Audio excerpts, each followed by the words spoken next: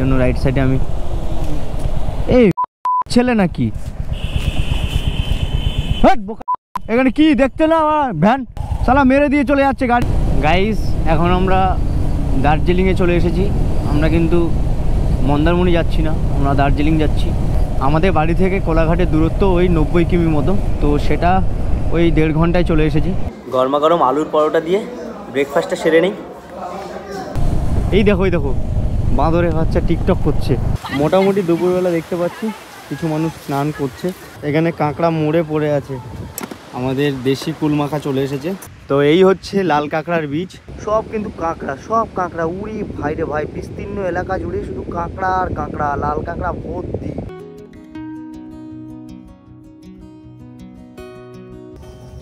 ট্যুরে যাওয়ার আগের দিন রাতে এখন প্রিপারেশন চলছে ব্যাগ বাঁধার। প্রথমবারের জন্য বাঁধছি, কারণ এর আগে এই স্যাডেল ব্যাগ আমার ছিল না, কদিন আগেই কিনে এখন ঠিকঠাক করছি। রাতের বেলায় ঠিকঠাক করে নিচ্ছি, কারণ ভোরবেলায় আমরা বেরোবো। The next day. কি বাঙালি, কি খবর? আমার ড্রেসটা দেখে তোমরা হয়তো বুঝতেই পেরেছো আজকে আমি কোথায় যাচ্ছি। হ্যাঁ, আমার শিকারীকে নিয়ে প্রথমবারের জন্য ট্রিপে বেরোচ্ছি। আর ট্রিপটার জায়গাটা নতুনত্ব কিছু নেই, ওখানে আমি অনেকবার গেছি, কিন্তু আমার শিকারীকে নিয়ে প্রথমবারের জন্য কোনো একটা লং রাইড করতে চলেছি। আজকের আমাদের গন্তব্যস্থল মন্দারমণি। তাহলে চলো বাড়ির মধ্যে না কথা বলে রাস্তায় বেরিয়ে পড়ি। ওম নমঃ শিবায়, ওম নমঃ শিবায়, ওম নমঃ শিবায়। যাই হোক, আমরা ফুল রেডি। আর এখন মোটামুটি আলো আছে, ভোর হচ্ছে, 6টা বাজতে যায়, 5:50 বাজে। আর আমাদের জার্নি স্টার্ট হচ্ছে 1262 থেকে। আমাদের বাড়ি থেকে মন্দারমণির ডিস্টেন্স ওই প্রায় 200 কিমির গায়ে, 190-95 এরকম, যেটা আর কি গুগল ম্যাপে তো দেখাচ্ছে 4-4.5 ঘন্টার মধ্যে পৌঁছে যাব। তবে যেহেতু এবারের ট্যুরে কোনো সহপাঠী নেই, আমার একটাই বাইক যাচ্ছে।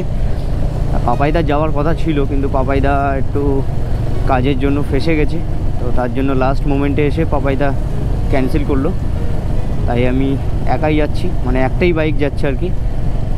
চলো আস্তে আস্তে যাব। এখন কিন্তু ফগ নেই, তোমরা দেখতেই পাচ্ছ, এখন 6টা বাজতে যায়, কিন্তু ফগ কিন্তু নেই। ফগের যে ভাবটা, সেই ভাবটা কিন্তু চলে গেছে। এটা কিন্তু বেশ ভালো বাইক চালানোর ক্ষেত্রে, কারণ যখন ফগ হয় তখন অন্ধকার হয়ে যায়, দেখতে অসুবিধা হয়। এর আগে যখন আমি পুরুলিয়া গেছিলাম আমার স্কুটি নিয়ে, তখন তো ফগ লাইট টাইট কিছুই ছিল না। তো যাই হোক, তখন হচ্ছে আরও 3টে বাইক ছিল, সহপাঠীরা ছিল, তো সেহেতু আমি চলে গেছিলাম। আর এখন ফগ লাইট টাইট সব আছে, কিন্তু রাস্তায় কোনো ফগ নেই। ভোরবেলাতে রাইড করে ভাই হেভি মজা আছে, ওয়েদারটাও ভালো আর রাস্তাটাও বেশ ফাঁকাই থাকে। অন্যান্য সময়ের তুলনায় ভোরবেলায় ভালোই বেশ ফাঁকা থাকে, তো সেহেতু ট্রেনে মজা পাচ্ছি। 10 মিনিটে 9 কিলোমিটার মতো চলে এসেছি। এতক্ষণ ফাঁকা রাস্তা পেয়ে বেশ উড়ে আসছিলাম। আর এটাই হলো প্রথম সিগন্যাল, যেটা বিরাটির মোড় আছে, সেই মোড়ে খেলাম প্রথম সিগন্যাল এটা। To the city streets, we began to feel the fire. We rise like tall buildings as the chemicals they take us higher. The night's young and it's just begun as she puts her hand in mine. বালি ব্রিজে উঠে পড়েছি। আমার right সাইডে ভবতারিণী মা, জয় মা, জয় তারা, সকলকে মঙ্গল। আর পুরুলিয়াতে যাওয়ার সময় দেখেছিলাম ভোরবেলাতে সবাই জগিং করছে, হাঁটছে, কেউ রান করছে, তো সেটা এখনও লক্ষ্য করছি, বেশ ভালো লাগছে। আর চারিপাশটা যে কুয়াশাচ্ছন্ন ছিল পুরুলিয়া যাওয়ার সময়, এখন কুয়াশাচ্ছন্ন নেই, এখন দূরে আমি একটু হলেও ভালো পরিষ্কার দেখতে পাচ্ছি, তো ভালো।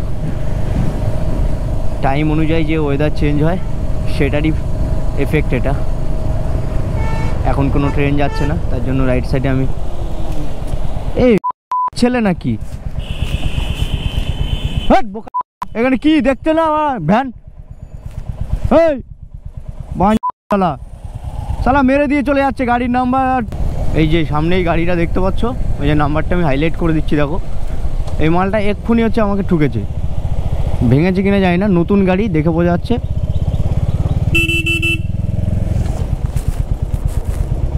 क्या यार देखता नहीं हो।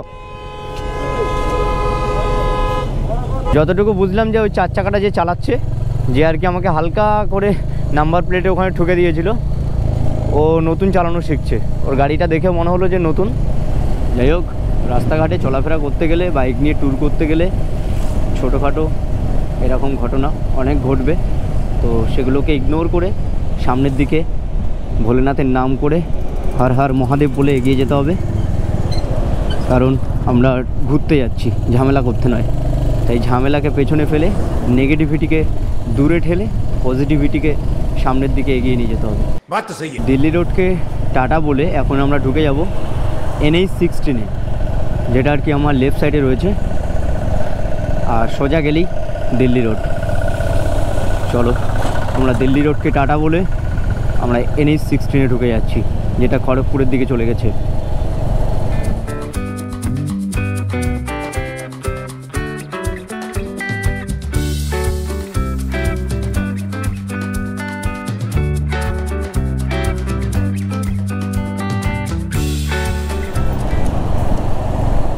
আমরা ধুলাগড় টোলগেটের এখানে চলে এসেছি, বেশ ভালোই তাড়াতাড়ি চলে আসলাম। আমাদের এটা প্রথম টোল মন্দারমণি যাওয়ার, ধুলাগড় টোল। বাপরে, এদিকে কি কুয়াশা, আর ভালোই ঠান্ডা রয়েছে। এতক্ষণ আসলাম খুব একটা ঠান্ডা লাগেনি, কিন্তু এখন বেশ ভালোই ঠান্ডা লাগছে। জায়গাটার নাম মালপাড়া। মালপাড়ার এখানে ঢুকেছি আর ঠান্ডা লাগা শুরু হয়ে গেছে।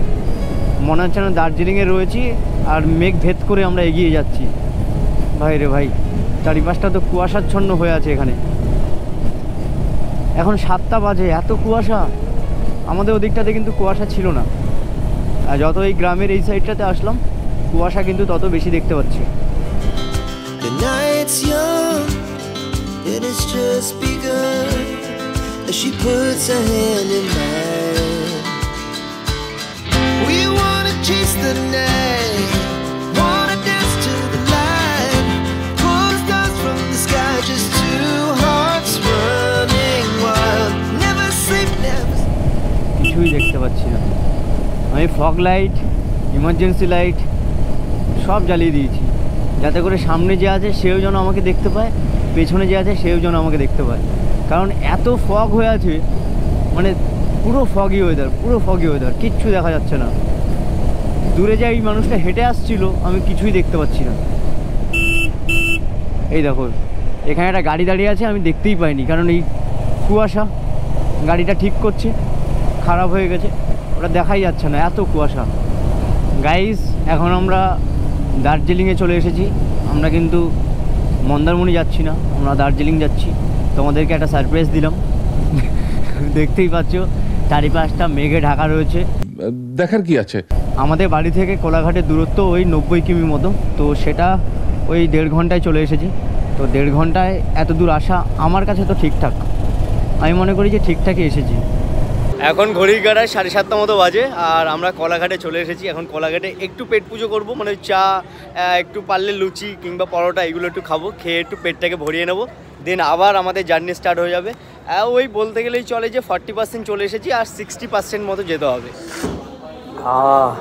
গরম গরম চা সকালবেলা বেশ জমে গেছে, কিন্তু দুধ চা তো গ্যাস হয়ে যায় কি সেটাই ভাবছি। এরপরে আবার তেলে ভাজা খাবো। তো আমাদের ব্রেকফাস্টে চলে এসেছে, এখানে আলুর পরোটা, আর এখানে চানার তরকারি, আর এখানে পেঁয়াজ দিয়েছে, একটা চাটনি দিয়েছে। আর তুই কি নিয়েছিস? এখানে পুরি আছে, আর ওই চানার তরকারি একই সেম। গরমা গরম আলুর পরোটা দিয়ে ব্রেকফাস্টটা সেরে নেই।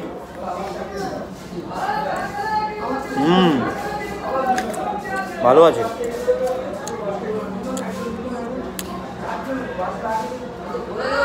ভালো খেতে। তো আমাদের ব্রেকফাস্ট কমপ্লিট, এখন বাজে 8:04। এখানে আধা ঘন্টা 40 মিনিট মতো সময় কাটালাম। তারপরে আবার আমরা আমাদের ডেস্টিনেশনের দিকে এগিয়ে যাচ্ছি।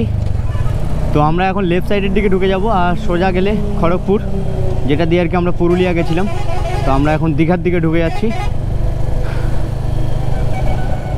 দূরে দেখতে পাচ্ছ কিনা জানি না, কারণ গাছপালা রয়েছে আর ওয়াইডে রয়েছে ক্যামেরা, তো সেহেতু তাপবিদ্যুৎ কেন্দ্রটা তোমরা ঠিকঠাকভাবে দেখতে পাচ্ছ কিনা বুঝতে পারছি না। ওই যে কোলাঘাট যে তাপবিদ্যুৎ কেন্দ্র ছোটোবেলা থেকে পড়ে আসছি, সেই তাপবিদ্যুৎ কেন্দ্র রয়েছে। এখান থেকে যতবারই যাই ততবারই এটাকে দেখি, এবং বাসে থাকলে ভালোভাবে দেখা যায়, কারণ একটু উঁচু তো, আর আমরা বাইকে করে যাচ্ছি, গাছপালার জন্য আর কি দেখতে পাচ্ছি না। তোমাদেরকে এখান থেকে হালকা স্লাইডিং করে দেখিয়ে দিচ্ছি। ওই দেখো তাপবিদ্যুৎ কেন্দ্র, যারা জানো তারা জানো, আর যারা দেখেছো তারাও দেখেছো। ওই যে দূরেও দেখতে পাচ্ছ, কুয়াশার জন্য দেখতে পাচ্ছ কিনা জানি না, ওই দেখো বড় বড় চোঙ, এই ইট ভাটার যে চোঙগুলো হয় না, সেই চোঙের 4 ডবল 5 ডবল বড়। এটা আমাদের সেকেন্ড টোল দীঘা যাওয়ার, কোলাঘাট টোল, কোলাঘাট থেকে হলদিয়া, কোলাঘাট হলদিয়া টোল। এটা দীঘা যাওয়ার জন্য second toll. It's running wild.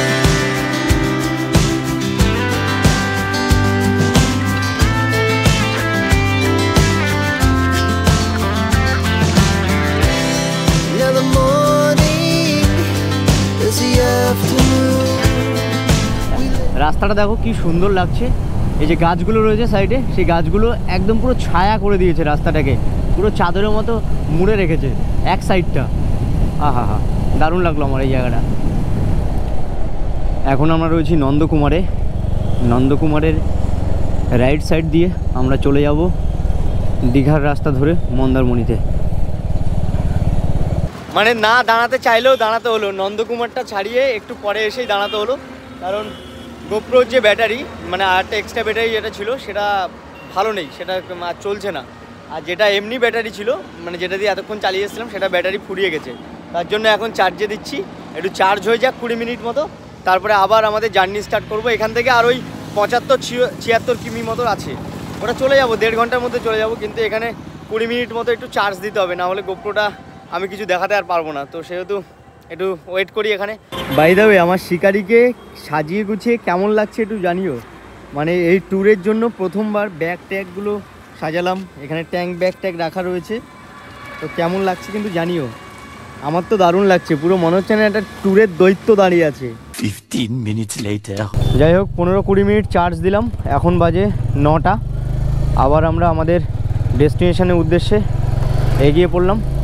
ওই 30% মতো চার্জ হয়েছে, 30% চার্জ হয়েছে, মানে আমি মোটামুটি মন্দারমণিতে পৌঁছে যেতে পারবো। জয় শিব শম্ভু। এখন আমরা রয়েছি হলদি নদীর ওপরে যে ব্রিজটা, সেই হলদি নদীর ওপরে যে ব্রিজ, সেই ব্রিজে যে দূরে দেখতে পাচ্ছ যে ব্রিজটা যাচ্ছে, ওই ব্রিজটার উপর দিয়ে যখন ট্রেন যায় তখন ওইটার উপর দিয়ে যায়। যখন ট্রেনে করে যেতাম তখন ওইটার উপর দিয়ে চলে যেতাম এই নদীটাকে দেখতে দেখতে। এখন এই ব্রিজটা দিয়ে যাচ্ছি নিজের গাড়ি চালিয়ে, নিজের মতো করে। আহা হা, দারুণ লাগছে।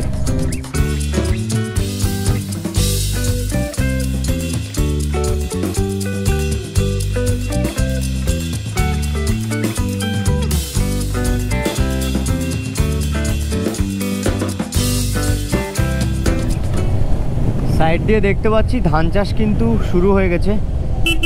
ধানের যে শুরুর দিকের যে অংশটা, সেটা কিন্তু আমরা দেখতে পাচ্ছি সবুজ হয়ে রয়েছে। দুপাশেই রাস্তার দু সাইড দিয়েই ধান চাষ হচ্ছে। বাহ, খুব ভালো। আর আমরা জানি মেদিনীপুরে এদিকে প্রচুর চাষবাস হয়, মেদিনীপুর, তারপরে ওই বীরভূমের দিকে, বর্ধমানের দিকে প্রচুর চাষবাস হয়। নাচিন্দার মার্কেট, এগুলো ন্যারো রাস্তা, তো তার জন্য আর কি একটু জ্যাম হয়ে যায়। আমরা কন্টাই থেকে রাইট সাইড নিয়ে এগিয়ে চলেছি। মন্দারমণি যাওয়ার দুটো রাস্তা রয়েছে, একটা চাউলখোলা হয়ে, আর একটা তার আগে ঠিক দেখলাম ওই কন্টাই যে মোড়টা, তার লেফট সাইড দিয়ে ঢুকে আর একটা খাল আছে, খালের পাশ দিয়ে এই যে এরকম চকলা ওঠা রাস্তা রয়েছে। তো সেই রাস্তা দিয়ে গেলে মোটামুটি দেখাচ্ছে যে 8 কিমি মতো লেস, মানে ওই চাউলখোলা দিয়ে গেলে যেটা আর কি লাগবে তার থেকে 8 কিমি আরও লেস দেখাচ্ছে, মানে 8 কিমি কম দেখাচ্ছে। তো ভাবলাম তাহলে এটা দিয়েই যাই, এটা দিয়ে গেলে একটু শর্ট হবে। দাদা এই জায়গাটার নাম কি? দীঘাপুল, দীঘাপুল বাজার। আচ্ছা, থ্যাংক ইউ দাদা। দীঘাপুল বাজার এই জায়গাটার নাম। তো এই দীঘাপুল বাজারের রাইট সাইড দিয়ে, মানে আমি যেদিক থেকে এসেছি ওই দিক থেকে রাইট সাইড, তো সেখান থেকে মন্দারমণি যাওয়ার যে রুটটা রয়েছে তোমরা গুগলে পেয়ে যাবে, গুগলে দুটো রাস্তা দেখিয়েছিল। তো আমার যেটা শর্ট লাগলো সেটা একটু নিয়ে নিলাম, কারণ সব সময় তো চাউলখোলার উপর দিয়ে যাই, তো ভাবলাম যে একটু অন্য রুট দিয়ে ট্রাই করে দেখি। কিছুটা রাস্তা কিন্তু চকলাওয়াটা ছিল, তারপরে কিন্তু আবার দেখো ভালো পিচের রাস্তা পেয়ে গেছি। তোমরা কিন্তু এই রুটটা নিতে পারবে, এই রুটটা কিন্তু বেশ ভালো আছে, আর অতটাও কিন্তু ওই বাস লরির যে জ্যামটা সেই জ্যামটা কিন্তু নেই। এটা কিন্তু ভেতরের রাস্তা, ওই দীঘাপুল বাজারের থেকে রাইট সাইডে ঢুকে গেলেই এটা তোমরা দেখতে পাবে, তোমরা ম্যাপে পেয়ে যাবে। এখান থেকে মন্দারমণি 10 কিমি, তাজপুর 14, দীঘা 33। চলো চলেই এসেছি, শৌলা ব্রিজের উপরে আছি এখন আমরা। আর নিচে দেখতে পাচ্ছি অনেক রং বেরঙের বোট, যেগুলো আর কি মাছ ধরতে যায় সমুদ্রে, সেই বোটগুলো রয়েছে। এই দেখো বাঁদরে বাচ্চা টিকটক করছে।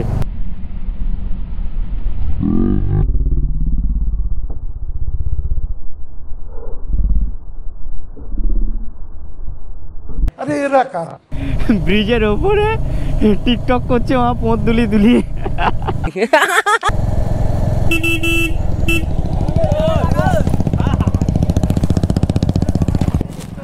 কীর্তন আছে নাকি? হ্যাঁ কীর্তন? না কীর্তন নেই, লোক খাওয়ানো হবে। আচ্ছা আচ্ছা। এখন ঘড়ির কাঁটায় 10:46 আর আমরা মন্দারমণির মধ্যে ঢুকে গেছি। মেন যে জায়গাটা সেটা আর 2 কিমি মতো বাকি, আর সাইডে দেখতে পাচ্ছি সমুদ্রের গর্জন শুনতে পাচ্ছি। আর একটু গেলেই যে হোটেল, সেই হোটেল পেয়ে যাব। সব ক্যাম্প হয়ে যাচ্ছে, টাকা আর টাকা। মন্দারমণিতে আগে বেশি হোটেল ছিল না, হাতে গুনে কয়েকটা মাত্র ছিল, আর এখন দেখছি সব রিসর্ট করে দিচ্ছে, সব দেখছি হোটেল হয়ে যাচ্ছে। ভালো, কারণ মন্দারমণিতে টাইম স্পেন্ড করার জন্য আমার বেশ ভালো লাগে। আর দীঘাটা কি হয় একটু গ্যাঞ্জাম, যদিও বা তখন গোপ্রোতে চার্জ ছিল না, তাই জন্য আর ভিডিওটা কন্টিনিউ করতে পারিনি। তো মন্দারমণির এখানে আমরা চলে এসেছিলাম ওই 10:40-এর দিকে। তো আসার পরে একটু হোটেলে ঢুকে ফ্রেশ হচ্ছিলাম, আর এখানে ক্রিকেট খেলা হচ্ছে মনে হয়, এই জন্য আওয়াজ খুব। ফ্রেশ হয়ে দুপুরবেলায় চলে এসেছি বিচের দিকে, একটু বিচের ভিউর মজা নেবো, তারপর একটু ডিনার বলছি লাঞ্চ করতে হবে, পাগল হয়ে যাচ্ছে। সেই প্রপার গরমটা তো পড়েনি, একটু হলেও হালকা ঠান্ডা রয়েছে, মানে ঠান্ডা গরম মিশিয়ে রয়েছে। তো তার জন্যই আর কি দুপুরবেলায় বিচের এখানে আসতে পারলাম না, হলে গরমের সময় এই বিচের এখানে আসলে পুরো পুড়ে যেতাম। যাই হোক, এখন বিচের একটু ভাইব নেবো দুপুরবেলায়। আর বিকেলের দিকে এখানে এই পাশে লাল কাঁকড়া বীচ আছে, পাশে আসার সময় দেখেছিলাম, তো ওখানে একটু যাবো। লাল কাঁকড়া বিচের অনেক ভিডিও দেখেছি, কিন্তু কোনোদিন যাওয়া হয়নি, তো বিকেলবেলাটা ওখানে যাব। মোটামুটি দুপুরবেলা দেখতে পাচ্ছি কিছু মানুষ স্নান করছে, আর কিছু মানুষ বিচের ভাইব নিচ্ছে। খুব কম লোক থাকে মন্দারমণিতে, অতটাও গ্যাঞ্জাম থাকে না, এর জন্যই আমার কি বেশি ভালো লাগে মন্দারমণিটা দীঘার থেকে। দীঘাটা অতিরিক্ত গ্যাঞ্জাম, মানে সবাই দীঘাতেই যায়, তো দীঘাটা বেশি গ্যাঞ্জাম হয়ে থাকে।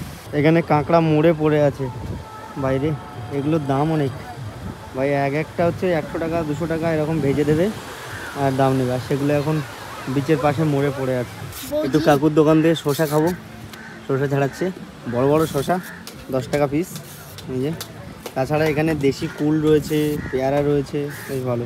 দেশি কুল কি মাখিয়ে দাও কাকু? মাখিয়ে দাও। তা আমাদেরও মাখাবি, এখন খাবি? রহা নেই যাতা।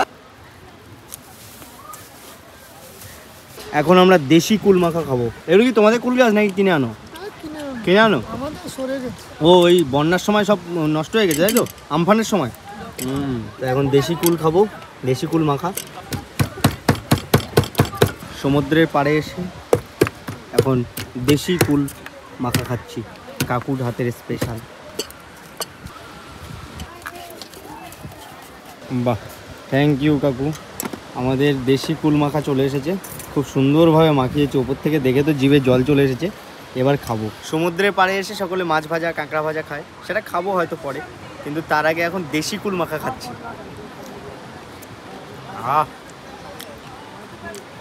দেশি কুলের একটা আলাদাই টেস্ট, তারপরে আবার এরকম এত সুন্দর করে মাখিয়ে দিয়েছে। আহা হা, সেরা সেরা। 1 hour later. দুপুরে খাওয়া দাওয়া করে 1 ঘন্টা মতো একটু রেস্ট নিয়েছিলাম। এখন বিকেল ওই 4:10-15 হয়ে গেছে। এখন আমরা যাব লাল কাঁকড়ার বিচে। চলো তাহলে লাল কাঁকড়া বিচের দিকে যাওয়া যাক, ওখানে গিয়ে দেখি লাল কাঁকড়ার বিচটা আসলেই কেমন, সেখানে কত লাল কাঁকড়া পাওয়া যায়। আমফানের যে বন্যাটা হয়েছিল এবং তারপরেও যে বন্যাগুলো হয়েছিল, সেই বন্যাতে যে ক্ষতিগ্রস্ত বাড়িগুলো ছিল, তারা কিন্তু এখন শেল্টারের জন্য এই যে দেখতে পাচ্ছি সাইড দিয়ে ওই পলিথিনের রুম করে রয়েছে।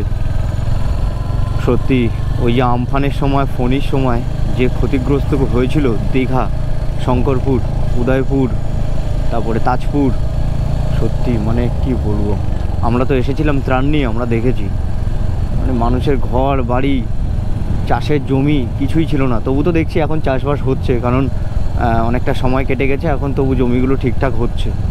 কিন্তু যখন এসেছিলাম তখন ধুলির স্বাদ, এই দীঘা মানে ভোলই পাল্টে গেছিলো। রাস্তাঘাট তো তবু এখন ঠিকঠাক করছে, রাস্তাঘাটটা সব কিছু ভেঙে চুরমার হয়ে গেছিলো।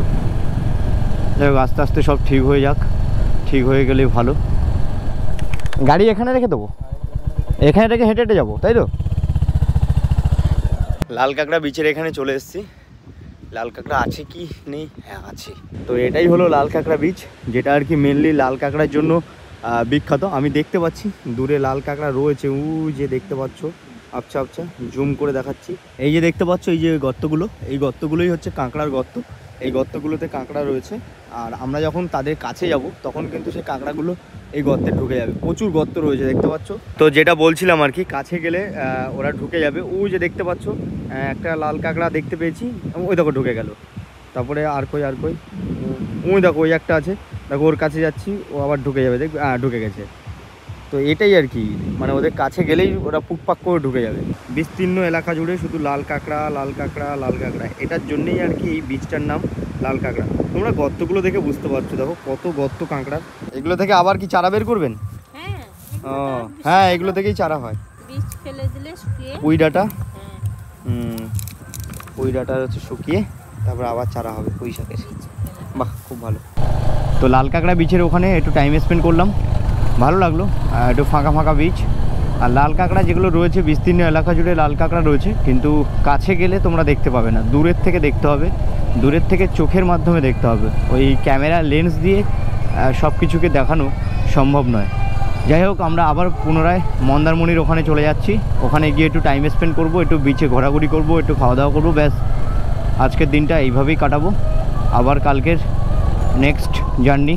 এখন 5টা মতো বাজে। মন্দারমণির বিচ কিন্তু বেশ ফুলফিল মতো হচ্ছে, আস্তে আস্তে জমায়েত হচ্ছে। আর সূর্যি মামা কিন্তু ডুবে গেছে, আর কোনো দর্শন নেই সূর্যি মামার। আর একটু পরেই সন্ধ্যা হয়ে যাবে, তারপরে কিন্তু মন্দারমণির বিচের যে সাইডগুলো, সেই সাইডগুলোও কিন্তু ভরে যাবে। লোকজন কম রয়েছে, কারণ উচ্চ মাধ্যমিক পরীক্ষা চলছে, তো তার জন্য আর কি লোকজন কম রয়েছে। এখন আমি বুঝতে পারলাম যে শনিবারে এত ফাঁকা থাকবে না তো বিচ। এই যে বাচ্চাগুলো যে গাড়িতে করে যাচ্ছে, এই গাড়িগুলো কিন্তু ওরা চালায় না, কিন্তু ওরা ভাবে যে আমরাই চালাচ্ছি। ওদিকে অপারেট করছে ওই যে ওরা। কিভাবে বোকা বানাচ্ছে ভাই।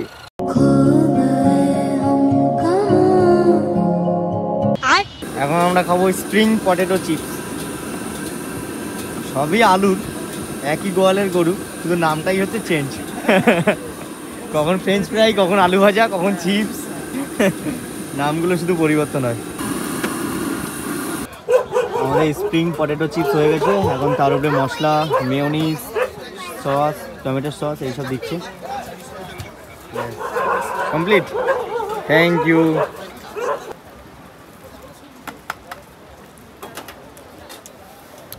ক্রিসপি, মুচমুচে, ওপরে চাট মশলা দিয়েছে, মেয়োনিজ দিয়েছে, টমেটো সস দিয়েছে, ভালো লাগছে। সন্ধে হয়ে গেছে আর দোকানগুলো আলোতে সেজে উঠেছে। এদিকে মাছ বিক্রি হচ্ছে, কিন্তু খাবো না, অধিকাংশ ক্ষেত্রে পচা মাছ থাকে, পেট খারাপ করে। আর এদিকেও মার্কেটটা রয়েছে, ওই যে মন্দিরটা রয়েছে। আর বিচের সাইড দিয়ে এখন লোকজন হাঁটছে, সন্ধ্যাবেলা ভাইব নিচ্ছে, এখানেও বসে থাকছে। ডাল বেশি থাকলে বলো, কমিয়ে দেবো, বলো, ঠিক আছে। তো যাই হোক, আজকে ভিডিওটা এই পর্যন্ত। খুবই টায়ার্ড লাগছে, বুঝতেই পারছো, সেই ভোরবেলায় উঠে এসেছিলাম। আর যেদিন আসবো সেদিন তো ঘুমই হয় না, বুঝতেই পারছো, একটু ঘুম পাচ্ছে, টায়ার্ড লাগছে। এখন সন্ধ্যাবেলায়, এরপরে রাতেরবেলা ডিনার করে ঘুমিয়ে পড়বো। কালকে একদম ফ্রেশ মুডে আবার একটা নতুন ভ্লগ নিয়ে তোমাদের সঙ্গে নেক্সট ভিডিওতে দেখা হবে। তাই ভিডিওটাতে একটা লাইক করে দিও, আর পারলে একটু শেয়ার করে দিও। চলো টাটা, নেক্সট এপিসোডে দেখা হচ্ছে।